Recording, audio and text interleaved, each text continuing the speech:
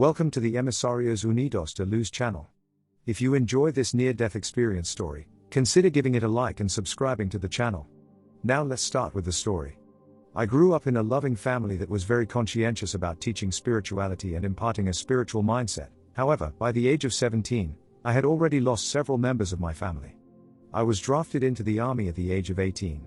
As an army intelligence analyst, it was my job to study the Viet Cong, and it was through my study that I came to witness the aftermath of the mass murder of millions as the communists took over Vietnam and the neighboring countries. It broke my heart to bear witness to such death and destruction, and in my grief, my life became meaningless and empty. I lived in what can be described as a spiritual darkness for several years after the war, and during that time I tried to heal my heartbreak and guilt with medication, group therapy, psychiatrists, spiritual healing, and every other modality that one might imagine. Although therapy and healing would provide succor and a period of reprieve, I was so broken that the memories of death and devastation would soon return, causing me to experience that seemingly implacable sorrow and guilt once again. I wanted to die to be free of my suffering, and it was to that end that one day I enclosed myself in the garage and attempted to suffocate myself with the car's running engine. I don't know when I lost consciousness, but I remember awaking after 45 minutes to the experience of an expanded sense of self and expanded awareness. I remember becoming aware of the presence of a being within me, a being full of love, patience, understanding, and even humor. I remember it was that being who turned the engine off and got me into the house, and it was he who gently put me to bed in that state of expanded awareness. The following morning, I awoke to the experience of an incredible sense of calm and peace, a peace that seemed to transcend time and space, and a peace so prodigious and expansive that it utterly dispelled the pain in my heart and every painful memory. With my heart and mind filled with a profound sense of peace and in deep communion with God, I began to pray with a heartfelt sincerity that I had never before prayed with. With my eyes closed, I had a vision of myself in space looking down on Earth, and on Earth, I saw Southeast Asia on fire with bright orange flames and thick black smoke billowing into space. I watched as the dead were buried and as their souls floated up to heaven like wisps of grey smoke. With great sadness, I watched scenes of war, and I allowed my heart to fill with grief and pain. In the vision, however, the black smoke vanished and the orange flames were transformed into a brilliant, blazing white light, a light too bright for human eyes. It was at that moment that I left my body and entered the presence of God, and in God's presence, I was awakened to an overwhelming power and clarity that I had never before or since experienced.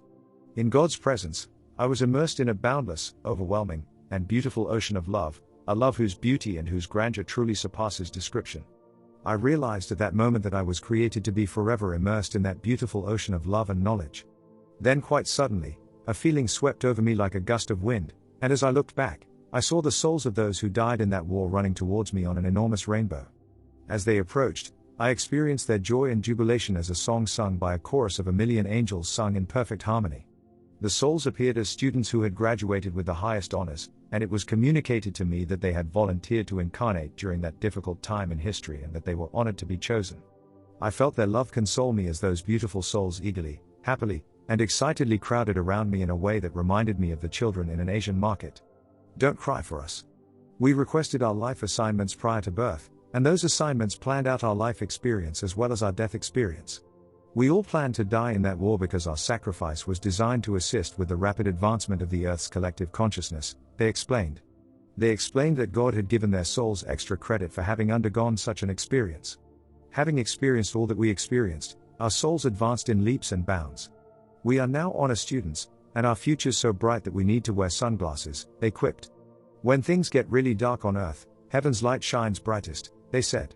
They told me to remember that on the other side of the veil, no matter how bad things appear, all that comes to pass on Earth is designed to help souls grow. Those difficult experiences, in essence, are the manifestation of divine love, they explained. God promised to be with you forever until the end of the world, in every place, at all times, through darkness and light, good and bad, always and forever, they said. I awoke later from my vision, free of the pain and grief of the past. My life was transformed after my near-death experience. My life used to be organized from the outside in, but now it is organized from the inside out. My mind and heart are always in a place of peace, love, and trust, and I see God as the orchestrator of my life. Since the NDE, I have ended my relationship with my girlfriend because I knew in my heart that I would eventually meet my soulmate. I eventually met her, and her love constantly reminds me of the love I experienced during my NDE.